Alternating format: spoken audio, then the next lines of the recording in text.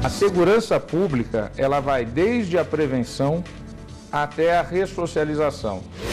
Construção de 190 metros quadrados dentro das APPs simplesmente para lazer, ignorando os efeitos nefastos que isso pode gerar nas áreas de preservação.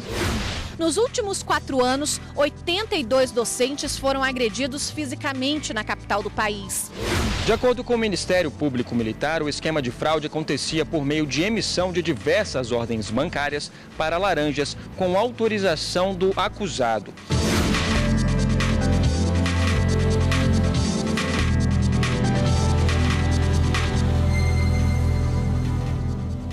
Olá, boa tarde. Boa tarde. O Ministério Público Eleitoral recorreu ao Tribunal Superior Eleitoral para barrar a candidatura de Antony Garotinho ao governo do Rio de Janeiro. E quem tem mais informações sobre esse assunto é a repórter Evne Araújo. Olá, Evne, boa tarde para você. Oi, Rafaela, boa tarde. Olha, o objetivo do MPE é reverter a liminar concedida pelo ministro Og Fernandes, do TSE, que suspendeu a inelegibilidade de Antony Garotinho. No início deste mês, o Tribunal Regional Eleitoral do Rio de Janeiro havia indeferido por unanimidade o registro de candidatura dele para o governo do Rio. Segundo o pedido do Ministério Público Eleitoral, Antony Garotinho deve ficar inelegível por 3 motivos. Um deles é porque já foi condenado em segunda instância em um processo por improbidade administrativa. Voltamos ao estúdio. Obrigado, Evne. O plenário do STF considera inconstitucional norma do estado de Tocantins que autorizava a construção de espaços de lazer em áreas de proteção permanente, as chamadas APPs.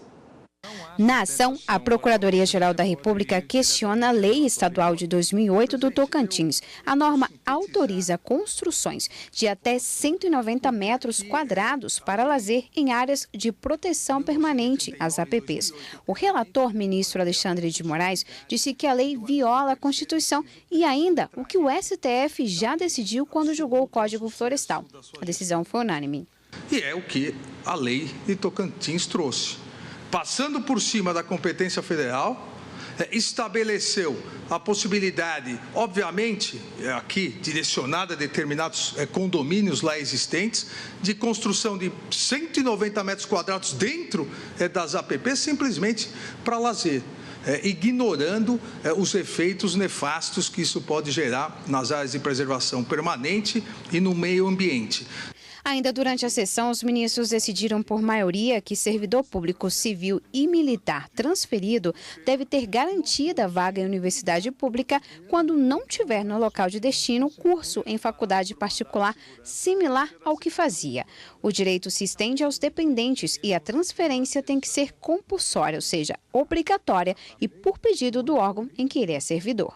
Impedir a matrícula do servidor ou de seus dependentes em caso de transferência compulsória de ofício, quando inexistir instituição congênere no município, possivelmente implicaria o trancamento do curso ou sua desistência. E tal solução confere sentido,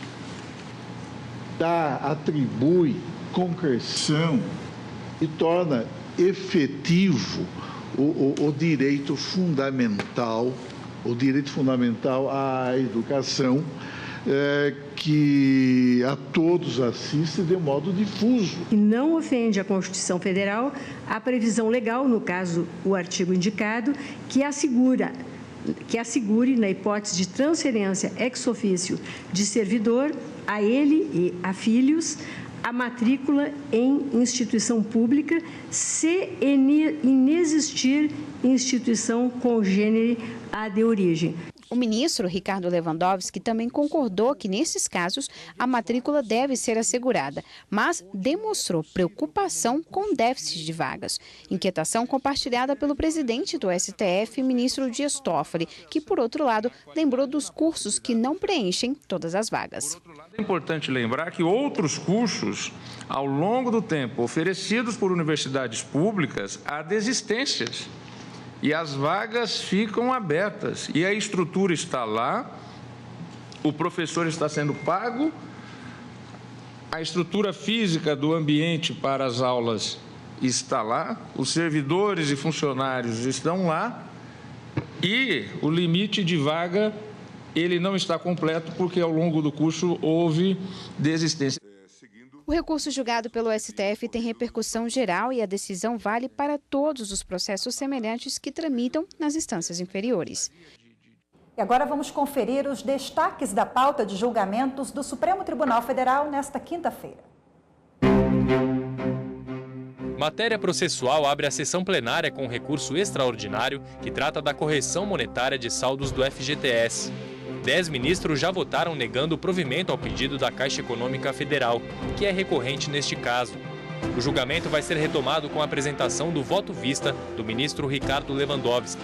O processo tem repercussão geral reconhecida sobre contribuições, embargos de declaração em recurso extraordinário referentes à contribuição social sobre o lucro, a CSL. Neste caso, somente o relator ministro Luiz Fux votou. O ministro Marco Aurélio pediu vista do processo. Mais informações sobre a pauta de julgamentos no site do Supremo Tribunal Federal, stf.jus.br. O ministro Dias Toffoli concedeu uma entrevista exclusiva ao jornalista Guilherme Menezes, aqui da TV Justiça, e falou sobre os desafios dele como presidente do Supremo Tribunal Federal e também do Conselho Nacional de Justiça. Entre os temas tratados na reportagem, o ministro falou sobre sistema carcerário, ressocialização de presos, atendimento às vítimas de violência e a importância da harmonia entre os poderes. A gente mostra agora, em primeira mão, alguns trechos dessa entrevista que vai ao ar hoje à noite no programa Link CNJ. No sistema carcerário, quais são as prioridades do senhor? Olha, vamos dar continuidade aos programas do Conselho Nacional de Justiça que vêm já de várias gestões. Mutirões carcerários, audiência de custódia e também o censo realizado pela ministra Carmen Lúcia. Mas nós vamos também, como toda gestão faz, avançando. E neste avançar, nós vamos fazer primeiro a identificação biométrica daqueles que estão nos presídios. Muitos não têm documentação, muitos não têm sequer carteira de trabalho. Imagina, ele cumpre a pena, volta à sociedade e não tem nem carteira de trabalho. A segurança pública, ela vai desde a prevenção até a ressocialização. E na ressocialização é importante que a sociedade também assuma um compromisso, não é só o Estado. A sociedade assuma um compromisso de assumir aquela pessoa que já pagou a sua dívida para com a sociedade, para que ela não fique desamparada. Por outro lado, eu sei que o senhor se preocupa com o atendimento às vítimas das pessoas que um dia foram parar na cadeia. As pessoas vítimas de violência, as mulheres em especial. Nesse sentido, o que é que o senhor propõe? Nós vivemos uma epidemia de violência, por exemplo, com a quantidade de homicídios e tentativas de homicídio no Brasil. E são famílias e pessoas que sofrem com essa vitimização. E as vítimas também têm o direito de que o Estado faça a sua parte na condenação daquele que lhe causou algum dano, naquele que lhe causou uma infelicidade, uma tragédia, muitas vezes.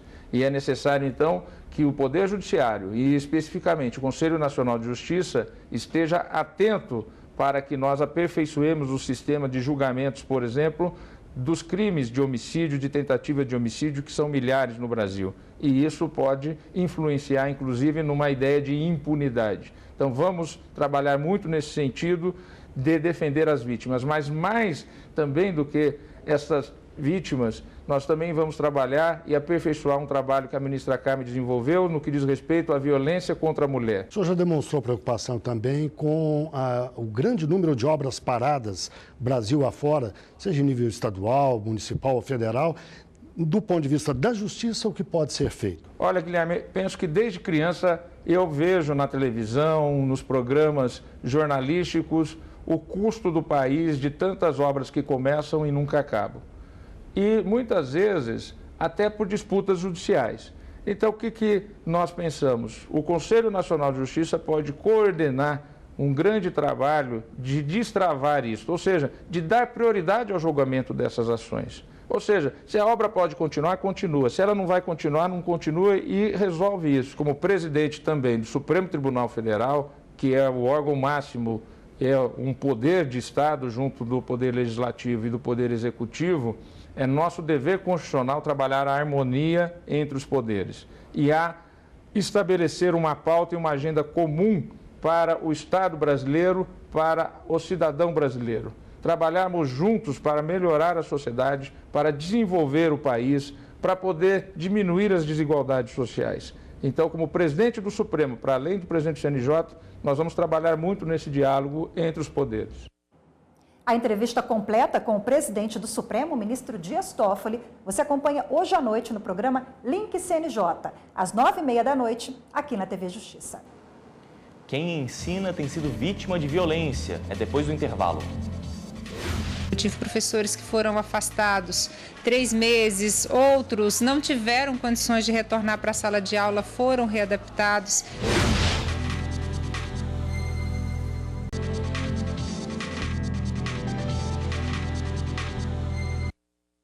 Uma pesquisa inédita feita pelo Sindicato dos Professores do Distrito Federal revela dados assustadores sobre a violência contra professores nas escolas públicas da capital do país.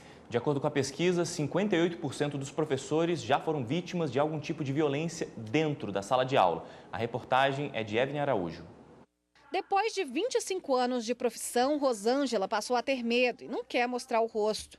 Ela foi agredida por um aluno dentro da sala de aula. Ele pegou a carteira e tacou em mim, e tacou de frente. Eu só fiz isso, machucou o braço, tive uma lesão aqui, graças a Deus só doeu por uns 15 dias, mas não quebrou, mas eu fiz o raio-x e caiu na pele. Uma pesquisa inédita feita pelo Sindicato dos Professores do DF mostra que 58% dos educadores já foram vítimas de algum tipo de violência em sala de aula. As mais comuns são ofensas e ameaças. Vai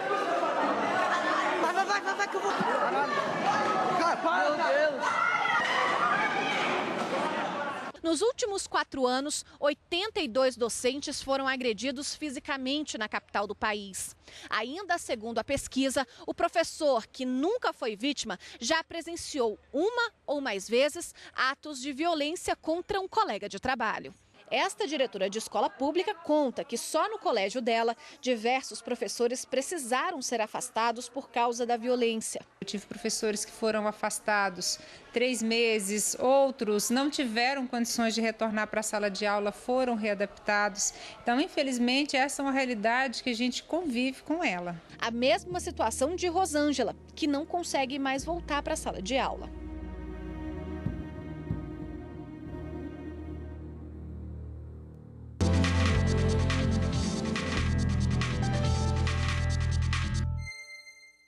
Quem está aqui com a gente hoje é Gustavo Fagundes, advogado especialista em direito educacional.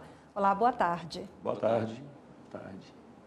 Bom, esse assunto, infelizmente, não é um assunto novo. A gente já enxerga que é um problema em todo o país há muito tempo. Eu queria que o senhor comentasse um pouco sobre a realidade hoje e há 20 anos atrás. Realidades completamente diferentes, né? Sim, completamente diferente.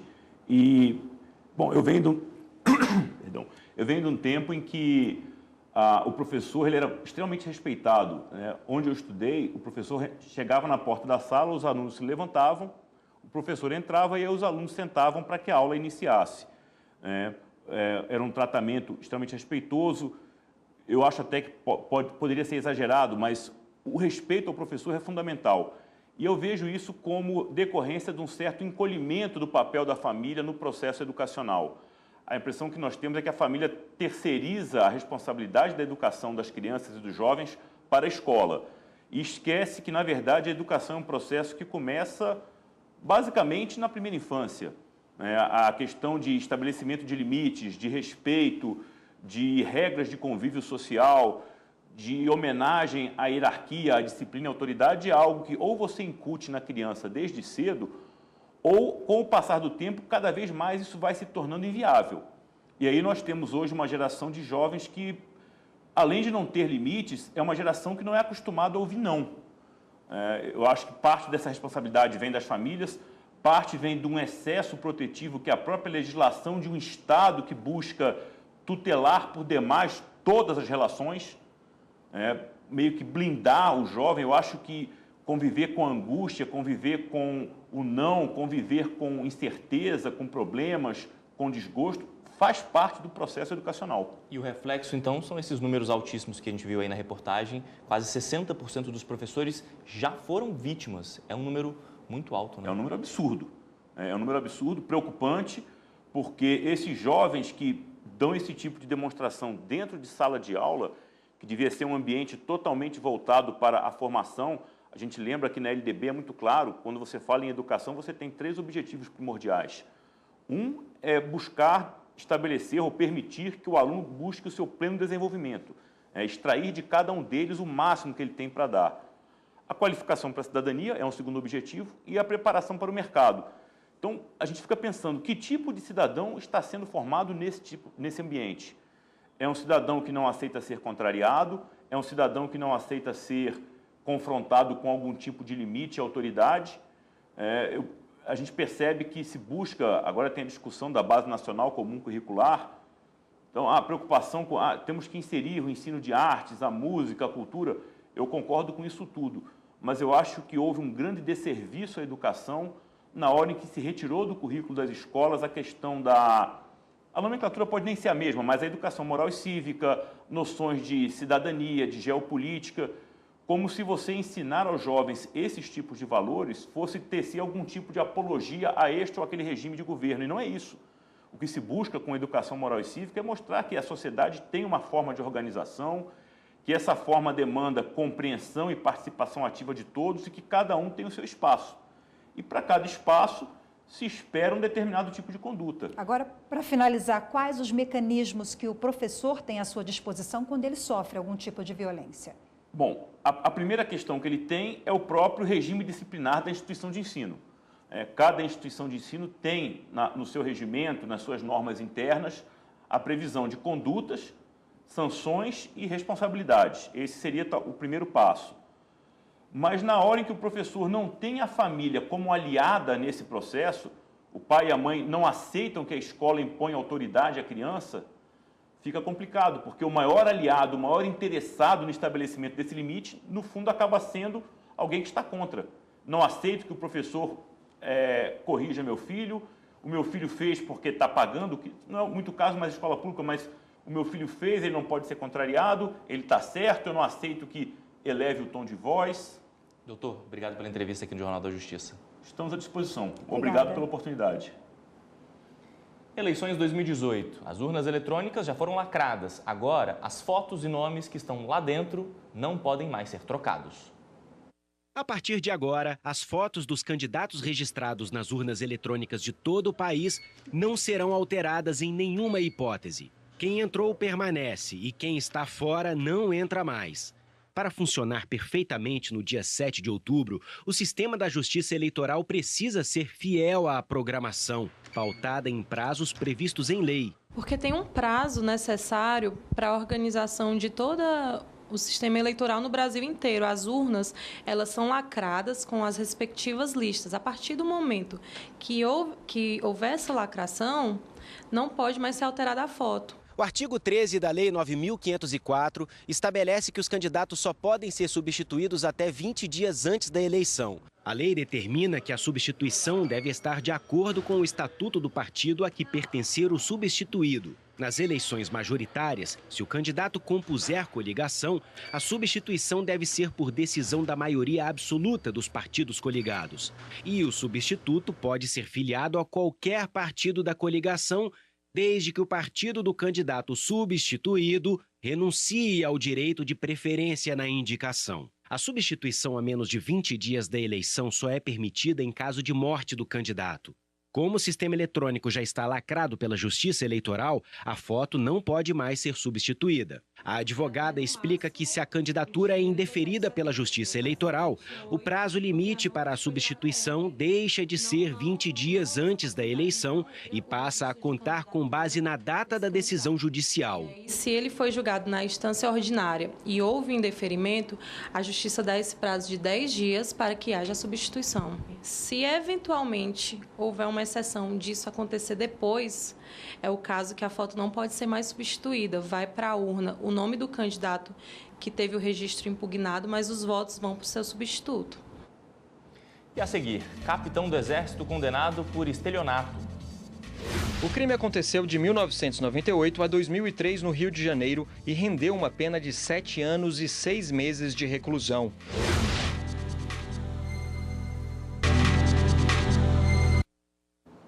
Um capitão do Exército perdeu o posto e a patente depois de ser condenado no Tribunal Superior Militar pelo crime de estelionato. O militar desviou mais de 10 milhões de reais em um período de 5 anos. O crime aconteceu de 1998 a 2003 no Rio de Janeiro e rendeu uma pena de 7 anos e 6 meses de reclusão. O Ministério Público Militar, após o trânsito em julgado, pediu, com base na Constituição Federal, que o capitão perdesse posto e patente. No Superior Tribunal Militar, o relator do caso foi o ministro Marco Antônio de Farias, que narrou a sucessão de fatos que resultaram na condenação.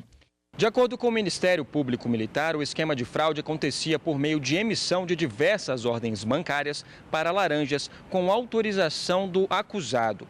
Depois do recebimento dos valores nas contas correntes, esses laranjas, que eram parentes ou amigos do réu, repassavam o dinheiro para os militares envolvidos, conforme ficou provado. Segundo a defesa, o acusado sofria de desajustes mentais causados pelo trabalho e que possuía carreira de mais de 30 anos com diversos elogios. A defesa argumentou ainda que o militar teria colaborado com as investigações, diferentemente dos demais, o que ajudou no esclarecimento dos fatos. Para o Ministério Público Militar, o fato dele ser chefe do setor de finanças da unidade militar agravava a situação. O relator ministro Marco Antônio de Farias citou diversos fatores que demonstraram que o representado agiu conscientemente. O ministro ainda entendeu que o capitão não teria agido sob influência de oficiais superiores, também envolvidos, uma vez que a ideia era obter dinheiro de maneira mais fácil. Incontroverso terem sido vilipendiados, sobretudo, os preceitos imbrincados com os predicados comportamentais exigíveis do militar, os quais decorrem de preceitos estatutários, estatutos militares, inerentes ao valor, à ética e aos deveres militares. Os fatos também repercutem na infringência ao decoro da classe. Desaguam, portanto, no desmerecimento de ser ostentada a condição de oficial de exército. Por unanimidade, os ministros acompanharam o relator. O acordo de leniência, mais conhecido como delação premiada, é o tema do livro da advogada Rafaela Coutinho. O lançamento da obra contou com a presença do presidente do STF e CNJ, ministro Dias Toffoli. O presidente do Supremo Tribunal Federal, ministro Dias Toffoli, e convidados prestigiaram o lançamento da obra Acordo de Leniência, Fundamentos do Instituto e os Problemas de seu Transplante ao Ordenamento Jurídico Brasileiro. A autoria é de Rafaela Coutinho Canete, assessora do ministro do STF, Luiz Fux. O livro tem como base uma pesquisa acadêmica direcionada à discussão do acordo de leniência, operação que faz com que empresas que cometeram irregularidades colaborem com investigações em andamento. O livro tem uma pretensão de transitar entre a área acadêmica e a área prática. O acordo de leniência, ele é ao mesmo tempo um acordo que visa a trazer elementos probatórios para a administração pública, né? E visa também a incentivar o administrado a deixar de lado o seu comportamento delitivo, delatar os seus comparsas e, com isso, receber benefícios da administração pública. Para este professor universitário, a obra tem valor não apenas teórico-jurídico, mas também prático. A obra da Rafaela, eu penso que ela vem para enriquecer esse assunto que está em voga e é um assunto que vai trazer grande contribuição para toda a comunidade. Para a autora, a obra tem o intuito de ser um apoio importante, não apenas na gestão da administração pública brasileira, mas ainda para as empresas que precisam negociar com o poder público. Identificar determinados problemas e tentar colocar de que forma praxes institucionais ou positivação de determinadas práticas poderiam, de alguma forma, trazer às empresas uma maior segurança jurídica e institucional em relação à celebração desses acordos. E o Jornal da Justiça de hoje fica por aqui. Uma boa tarde para você, até amanhã. Boa tarde, até amanhã. Tchau.